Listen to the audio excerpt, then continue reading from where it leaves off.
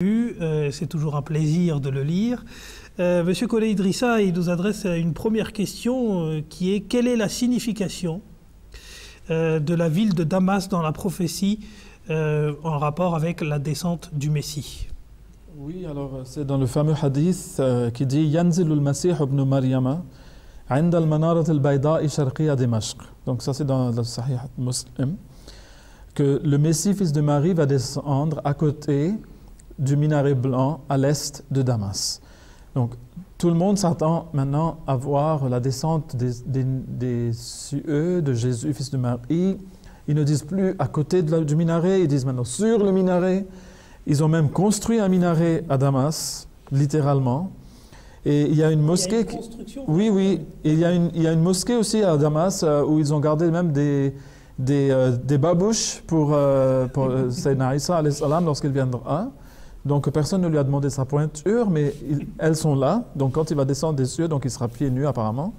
Donc on voit qu'il y a un littéralisme terrible dans tout ça. Les gens, ils interprètent vraiment littéralement.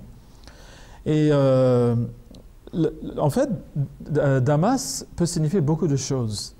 La prophétie s'est accomplie, car il ne faut pas oublier, ça a dit, le prophète sallallahu avait dit à l'est de Damas. L'est de Damas, ça peut être n'importe où à l'est de Damas. Quand on voit que l'imam Mahdi il est apparu exactement à l'est de Damas, sur la même latitude que Damas, eh bien, on ne choisit pas son lieu de naissance. On ne peut pas demander à sa maman, ben, écoute, tu vas aller m'avoir à telle place parce que ça va être à l'est de Damas. Il est né exactement à la place qui avait été indiquée par le prophète Mohammed sallallahu alayhi wa sallam. Mais il y a une autre interprétation de tout cela, Le minaret blanc signifie tout simplement que ça sera un minaret pour la religion de Dieu et que la voix du Messie va se propager dans tous les sens. Parce que le minaret, c'est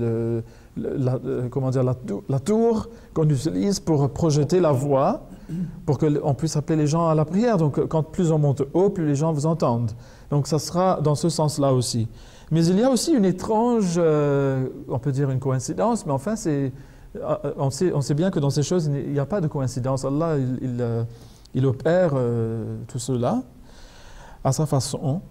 Lorsque le message du Messie premier et l'imam al-Mahdi est arrivé pour la première fois en Syrie, le tout premier Syrien qui a accepté son message, celui qui a su en premier que le Messie était vraiment arrivé, était M. Munir al-Husni, dont la maison est la plus proche d'entre toutes les maisons de Damas, du minaret blanc de Damas.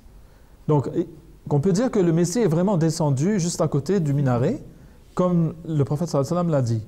Donc, cela s'est accompli donc, de cette façon-là aussi.